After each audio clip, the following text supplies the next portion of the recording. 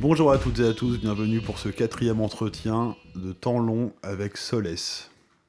Bonjour Sol. Salut Camille. Donc là, au mois de décembre, il y a le dernier disque, ou le premier, je sais pas, de Solès and the Boom Boom Doom Review, qui sort sur le label Attends rêver du roi, c'est bien ça ? Ouais.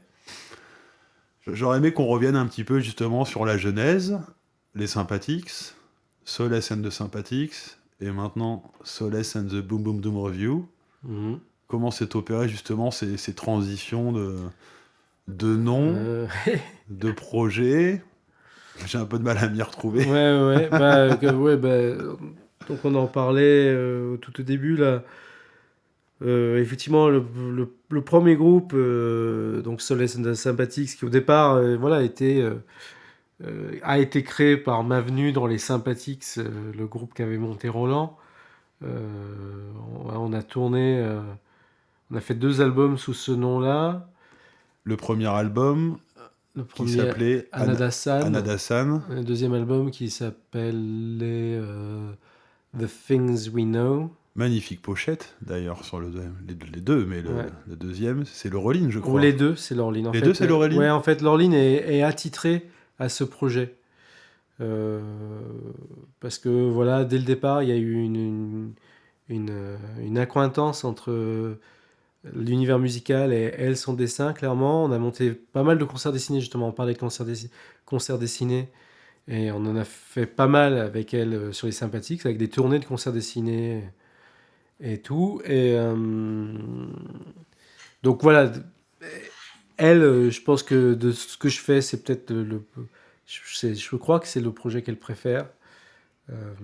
Parce qu'il y a, voilà, je pense qu'il y a aussi toute une part où la fiction prend un peu plus d'ampleur d'un point de vue atmosphérique et tout dans ce répertoire-là, quoi. Et justement, comment... Et donc, c'est devenu Pardon. là, Solace and the Boom Boom Review, pour ce nouvel album. En fait, quand on s'est remis à bosser, moi j'avais envie de changer de nom. J'ai un peu poussé pour que ça change de nom. Je crois que Solace and the Sympathics, ça m'a jamais vraiment parlé. En fait, le groupe s'appelait comme ça quand je suis arrivé. Et je sais pas, ça me. Cette espèce de francicisme aussi, les sympathiques et tout. Je trouvais qu'il y avait quelque chose d'un peu gentiment comique. Alors, le Boom Boom Boom Review aussi, hein, ceci dit, mais ça répondait un peu plus à ce que j'entends dans l'univers du groupe ou un truc comme ça. Voilà. Du coup, pour plusieurs raisons. Pour cette raison-là, j'ai proposé qu'on change de nom, mais surtout aussi parce que c'était plus tout à fait le même groupe. En fait, Seb Capazza fait partie du groupe pendant voilà, plusieurs années. Il est sur les il est sur les 2 albums. Il a quitté le groupe après le 2e album. Il a eu envie de le quitter. Et il a été remplacé par Pierre Guignard sur les tournées suite à ça. Mais avec Pierre, on n'avait pas encore fait d'album. Et donc, et Pierre est parti vivre en Chine, comme on a dit. Et du coup, on s'est retrouvés à 3. Et donc, vraiment, à 3, pour moi, c'était un peu un autre groupe. Et voilà. Et donc, tant qu'à faire, on s'est dit, allez, on change de nom. C'est une nouvelle entité. Voilà. Même si il y a clairement des accointances musicales, c'est un peu la suite logique quand même. Et on est toujours dans le même univers musical. On est dans le même univers, c'est un peu moins post-rock, ça l'est, il y a des morceaux, mais il y a un peu moins, je sais pas, c'est moins épique, quoi. Il y avait un côté un peu plus épique dans les 2 autres. Ouais. Et comment se passe, justement, même question que pour Sweat Like a Nep, comment se passe là le processus de création ? Est-ce qu'il est différent ? C'est-à-dire, est-ce que tu écris les chansons avant, ou pareil, là, vous composez les morceaux, tu viens écrire par-dessus ? Ou tu as déjà une trame de... En vrai, ça se fait pas mal comme Sweat Like a Nape. On bosse beaucoup en résidence, où on se voit plusieurs jours, on bosse ensemble des morceaux, et on amène un peu tous des idées, tous les 3. Donc, ça arrive, je pense que c'est arrivé des fois que j'arrive avec une chanson complète. Je sais plus lesquelles. Oui, bah, le premier morceau, par exemple, Moths. Ça, c'est un morceau. Je suis arrivé avec toute la chanson, toute la grille, les paroles. Et ensemble, on a trouvé comment jouer ça à trois. Et ça devient, en termes d'atmosphère, c'est drôle parce que c'est un morceau que je joue souvent en solo sur mes spectacles, sur mes concerts. On dirait que je fais du one-man show quoi, quand je dis que sur mes spectacles, sur mes concerts solo, tout seul avec ma guitare. Je joue cette chanson, mais elle est complètement différente quand on la joue avec le Boom Boom Boom Review. C'est vraiment un autre tempo, il y a une autre ligne mélodie. Enfin, non, la mélodie est la même, mais vraiment, l'ambiance du morceau est complètement différente, quoi. Donc, euh, donc voilà, c'est une sorte de mélange entre eux. Il y a des fois, je vais arriver avec moi avec une chanson.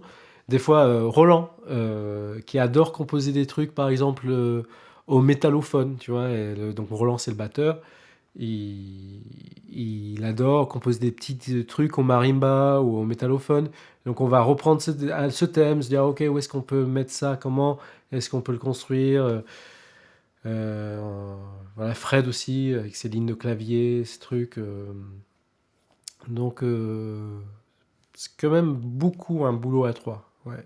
C'est quoi Beaucoup la de compositions à trois. signification de Boom Boom Doom Review? C'est surtout sonore. C'est surtout tu vois, un nom, tu vois, Boom, Boom, Doom, Review, quoi. Et les reviews, tu vois, c'est comme des cirques, quoi. Tu vois, il y Mhm. a comme des cabarets. Et là, cet album, il est prévu pour quand? Donc, il sort le 10 décembre. Le 10 décembre. Ouais, Donc c'est tout bientôt, là, c'est ouais, dans quelques semaines. ouais, Une tournée peut-être de prévue, ouais. une release party, Ouais, ouais, j'imagine. il y a une tournée, une release party. Il y a une dizaine de dates entre janvier et le printemps. Et ça devrait ensuite continuer après ça aussi. Donc, ouais, ouais. Donc là, tous ces projets réunis, je veux dire, depuis le début, Sympathics, enfin, The Sympathics, Solace and the Sympathics, Boom Boom Doom Review, ça fait plus de 10 ans maintenant. Ouais, ouais, ouais, ça fait plus de 10 ans avec une sorte de truc où c'est un groupe vachement occupé sur plein de projets. Et donc on se retrouve, on fait un nouveau répertoire, on fait l'album, on le tourne. Des fois il se passe un peu de temps, ou pendant un moment on s'est pas vu parce qu'on était tous sur d'autres projets. Mais c'est un truc qui reste un peu tout le temps dans le coin de nos têtes parce que je crois que tous les trois, c'est un groupe. C'est un groupe qui nous tient à cœur parce qu'il y a beaucoup de. C'est-à-dire, c'est un groupe, là-dedans, on arrive à y injecter des parts de recherche personnelle qui nous intéressent vraiment en commun. Après, c'est l'histoire de tous les groupes aussi, hein, parce que Sweat, c'est pareil. Je trouve avec Sweat des trucs qui m'intéressent, qui intéresseront pas forcément les membres du Boom Boom Doom. Donc voilà, mais moi, tout ce truc auquel je suis attaché vachement à la fois de sorte de recherche fictionnelle qui raconte des histoires. Euh, Dans ce groupe-là, encore plus, j'ai l'impression que l'album, c'est une série de petites nouvelles reliées par, tu vois, un fil musical. Comment il s'appelle d'ailleurs ce dernier premier album? Il s'appelle And the City Woke Up Alone. Et la ville s'est réveillée seule. Voilà, qui est en soi, effectivement, comme un titre de nouvelle, quoi. Effectivement, je pense. Mais de toute façon, comme je disais, hein, je crois que dans tous mes projets, sans doute que je compense l'idée que le fait que j'ai fini par pas faire du cinéma et que j'ai fait de la musique, mais c'est pas compensé parce que pour finir, je me rends compte que je crois que je préfère faire de la musique vraiment. Mais en tout cas, c'est un truc auquel je tiens vachement. Ça, et dans le Boom Boom No Review aussi, vraiment un truc de recherche un peu sonore. On a un peu des goûts en commun où il y a de la recherche un peu, pas expérimentale, mais vraiment de matière de son, quoi. Et donc il y a beaucoup de matière épaisse de son avec les claviers de Fred il sculpte vraiment lui-même ses sons, il prend pas des sons qui sont déjà tout faits. Lui, ce qu'il aime, c'est aller faire lui-même ses sons, donc il les fabrique lui-même, vraiment. avec de l'informatique Je crois que Fred et fabrique tout un tas de choses. Fred, de toute façon, voilà, il aime fabriquer. Mais ça, les sons qu'il va utiliser compris. Il n'y a aucun son, il n'utilise pas de preset, voilà, il fait tout de zéro, il aime ça vraiment. Et Roland, qui a un jeu de batterie très particulier parce qu'il joue pas de la batterie comme un batteur de rock. Ça veut rien dire un batteur de rock, mais en même temps vraiment, souvent dans le rock, ce qu'on va chercher, c'est l'impact avec voilà, une rythmique très sèche, mate et tout. Et Roland, c'est tout le contraire. Donc, et des fois, justement, les ingé sons et les gens qui mixent, ça arrache les cheveux parce que c'est pas facile à mixer, parce que tout est en résonance, quoi. C'est vraiment, tous les tomes résonnent avec beaucoup de couleurs et tout. Et en fait, ils pensent presque en termes de notes, quoi. Et c'est comme un batteur, un peu comme justement, tout à l'heure, on parlait de free jazz et tout ça. Les batteurs de cette culture-là, ils ont vachement ça. Tout est dans la couleur, les cymbales, et même l'intensité va être là-dedans. Dans le jeu de cymbales, par exemple. Et Roland, il est très là-dedans. Donc, c'est un univers qui est très riche en matière sonore, quoi. Et sur cet album, je crois qu'il y a une collaboration aussi. Du coup, il y a des invités qui vont complètement dans ce sens-là.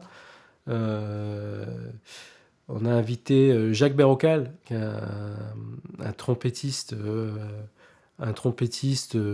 la scène. À la fois, Jacques, il est très admiré dans toute une scène un peu avant-garde, de musique un peu expérimentale, justement, voilà, française. La scène free, mais aussi la scène punk. Il a vraiment eu un pied. Après, ces mondes-là se touchent, hein, de toute façon. Euh, c'est étonnant à quel point, justement, enfin, c'est pas si étonnant que ça, mais on peut remarquer à quel point c'est des univers qui se sont touchés. Elle, la scène punk, elle, la scène expérimentale et tout ça. Finalement, on parle de jazz pour le free et tout, mais quelque part, c'est aussi de la musique qui joue dans les caves et qui se joue, que tu vois, dans ce genre de lieu. Donc, forcément, à un moment donné, ça s'est côtoyé, quoi. Et voilà, donc on a invité Jacques, qui est un super copain à Roland. Ils ont fait beaucoup de musique ensemble dans les années 90. Et donc, il joue sur plusieurs morceaux. Il joue, je crois, sur 4 ou 5 morceaux. Et on a invité aussi une chanteuse, poétesse, autrice française qui s'appelle Marie Moore. Et voilà, que moi j'admire à la folie depuis quelques années. Et dont je suis vachement le boulot. J'avais contacté il y a quelques années pour lui proposer d'organiser un concert à Bordeaux. Après, elle fait peu de concerts, c'est souvent des contextes, voilà. Mais on a beaucoup sympathisé ces dernières années. On s'est vu assez souvent pour juste boire des cafés et parler, quoi. Et on s'est dit que ce serait cool de faire un truc ensemble. Et donc, elle chante sur 2 morceaux. On a repris ensemble une chanson de Lee Hazelwood et Nancy Sinatra, Sand. Et je suis hyper content parce que moi, je l'admire vraiment en tant qu'autrice de texte aussi. Et donc, elle dit un texte à elle sur un des morceaux, un morceau qui s'appelle Les Lucioles. Et nous allons justement écouter tout de suite la chanson Sands de Solace and the Boom Boom Doom Review avec Marie Moore.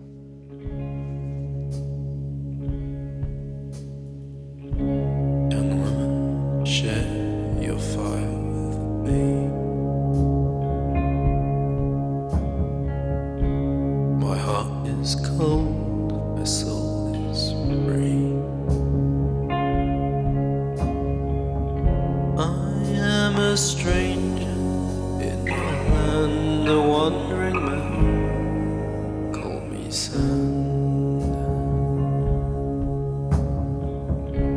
Oh, sir, my fire is very small.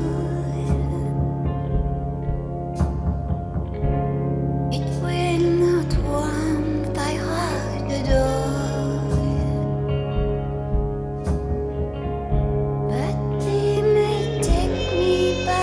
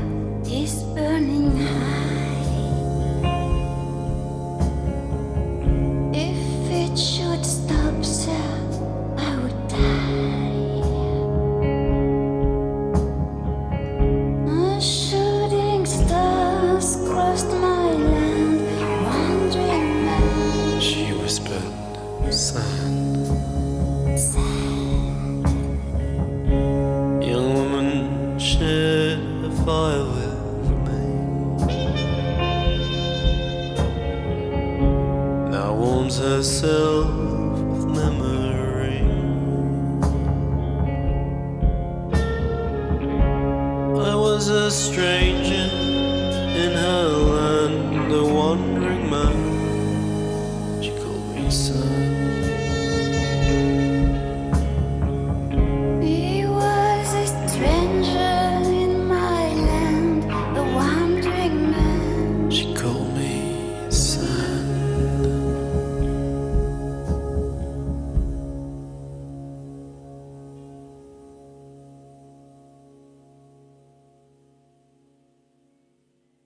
Magnifique chanson. Justement, pour cette chanson, comment s'est passée la création? Je crois que tu as été enregistré, Marie, chez elle, dans les Cévennes, Ouais, c'est ça? alors juste pour préciser, on n'a pas écrit cette chanson, hein, je répète, c'est une reprise que vous connaissez sans doute en plus de Lee Hazelwood et Nancy Sinatra. Oui, les voix de Marie, je suis allé les enregistrer euh, chez elle, dans les Cévennes. Ouais. C'est beau, les Cévennes? C'est magnifique, les Cévennes. C'était où?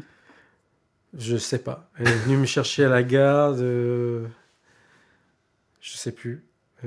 Si, elle est venue me chercher à Alès en voiture. Et ensuite, j'ai été emmené dans les montagnes, perdu. Voilà, et ça me va très bien. Je sais pas comment s'appelle le village où elle habite. C'est dans les Cévennes, hors du temps. Et ça va vraiment, je trouve, avec Marie, parce que et sa voix et son écriture, pour moi, évoquent quelque chose qui est complètement hors du monde, et hors du temps, et à la frontière d'un monde invisible. Et donc, pendant les 2 jours où j'ai enregistré chez elle, j'avais l'impression d'être dans ce monde-là. Donc non, je ne sais pas où c'était. C'était dans les Cévennes, quelque part. King of Chihuahua, qu'est-ce que c'est? Ah, tu reviens sur mon projet Je solo. reviens sur ton projet solo, Ouais. qu'on a pu écouter lors de notre premier entretien. Mhm. Et comment est né justement cet album? L'album, il est né parce que j'avais envie d'écrire des chansons et que j'avais envie de les jouer tout seul.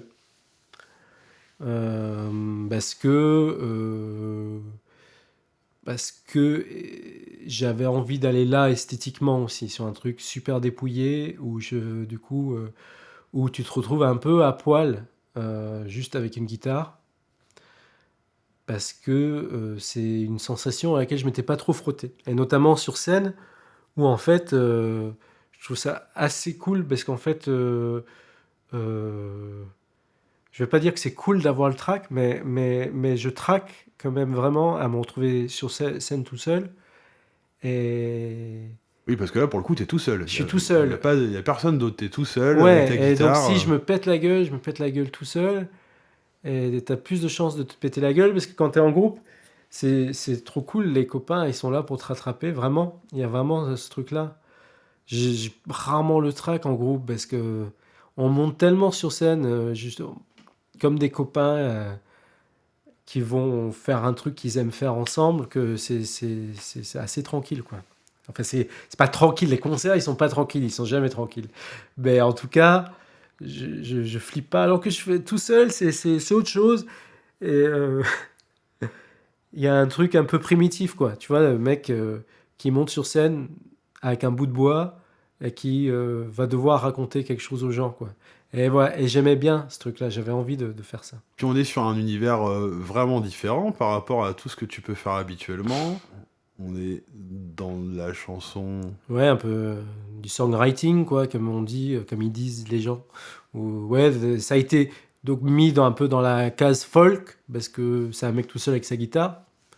Alors, est-ce que c'est vraiment de la folk? Je sais pas. Peut-être pas, parce que la folk, c'est dans toute une tradition, tu vois, de laquelle je suis pas sûr de venir tout à fait. Mais en même temps, j'en ai écouté pas mal, parce que c'est vrai que dans les trucs que j'aime, on a peu parlé des trucs que j'aime écouter, mais c'est vrai que en général, j'aime vachement où les musiques, par exemple, je parlais vite fait du spiritual free, le free jazz des années 60-70, tout ça, parce que j'adore, parce que c'est des musiques qui sont portées par une intention, souvent d'énergie, avec une ligne directrice et une énergie, et qui va être mise en confrontation à des dynamiques. Tu vois, c'est-à-dire, il va y avoir pour faire ça simple, un passage calme et un passage super violent qui te prend aux tripes.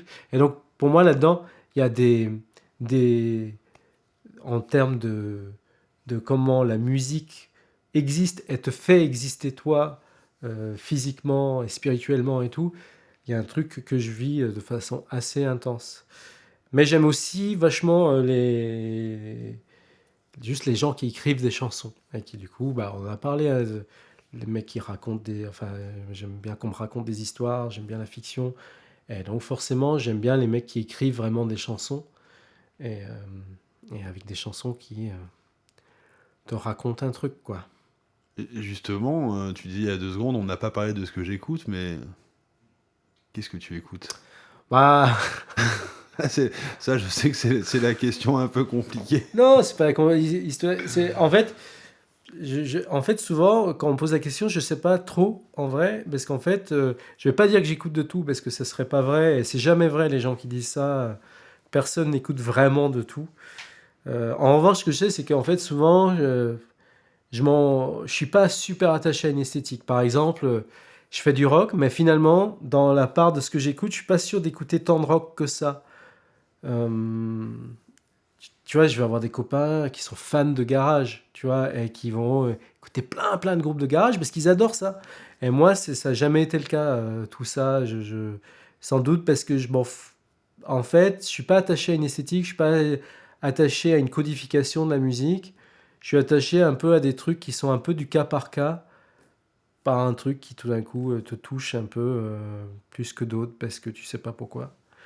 Et en revanche, voilà, c'est vrai que je parlais du spiritual free, tout ça. C'est vrai que ça a toute une période. Je peux un peu prendre n'importe quel disque et je vais être un peu touché fort par ces disques-là parce qu'en fait, je pense qu'aussi, même s'il y a une codification esthétique, parce qu'il y a certains groupements d'instruments et tout, ils vont pas être vraiment attachés justement à une codification. Ils vont être plus attachés à ce que ça raconte en termes d'intensité, en termes de tout, voilà, ce que je disais juste avant. Et donc souvent, c'est des disques qui vont me toucher, quoi. Ça va être rare, je pense pas que ça puisse être possible que je sois pas touché par un disque de Pharoah Sanders d'une certaine époque, ou voilà, ou je sais pas, d'Alice Coltrane, ou des trucs comme ça. Je suis toujours touché par ça. Et vite fait, pour faire une petite parenthèse, tout à l'heure on parlait justement des musiques, de la culture à Bordeaux. Il y a des groupes à Bordeaux justement qui t'arrivent d'écouter, d'aller voir en concert ou... Ah ouais, il y a des groupes dont je suis même méga fan à Bordeaux, ouais. Quelques noms? Ouais, je suis méga fan de Chocolat Billy. Je suis ultra fan. Alors, ils sont un peu plus basés en Dordogne, hein, mais rien virgule. Je pense que c'est à chaque fois qu'ils sortent un disque, je pense que c'est peut-être mon disque préféré de l'année. Là, ils ont sorti un disque qui s'appelle comment La Consolation des Violettes. Et ouais, je pense que c'est mon disque préféré de l'année. C'est le disque que j'ai le plus écouté et qui me bouleverse complètement. Ils sont trop forts, vraiment. Et cet entretien va bientôt toucher à sa fin. Dernière question. Des projets à venir? Forcément, ouais. Ouais. Mais on verra quoi, j'en sais rien. Merci beaucoup, Sol, pour cet entretien. Et merci à toi, Camille. Merci infiniment à Sol de s'être prêté au jeu de l'entretien. Je remercie également Matt Bauer pour le générique, mais également Marie Savigna pour la prise de son, l'agence de communication sonore, et nous finissons en musique avec la chanson Jennifer Sleep de Solace and the Boom Boom Doom Review.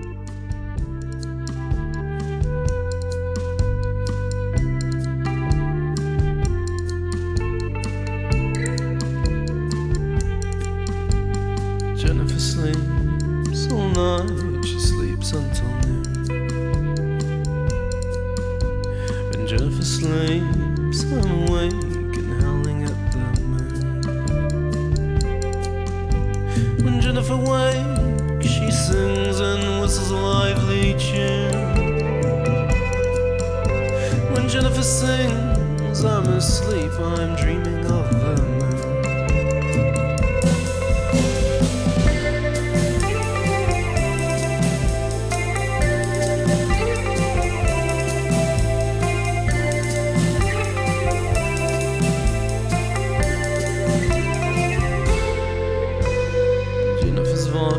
is so deep, it's deep as the sea. Jennifer's voice is so deep, it hypnotizes me. When Jennifer sings her tune, it puts me to sleep. When Jennifer sings her tune, I weep in my sleep.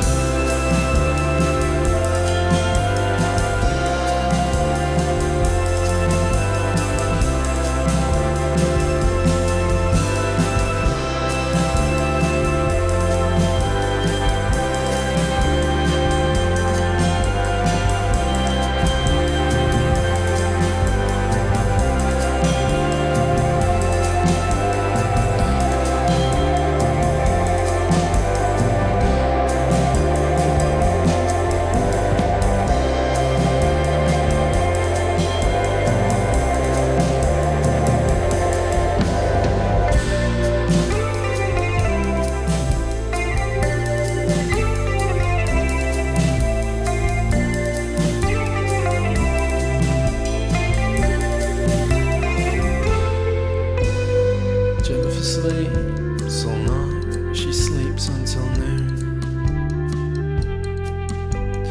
Jennifer sleeps, I'm awake and long for the moon. When Jennifer wakes, she puts me to sleep with her tune. When Jennifer sings, I'm asleep and dreaming.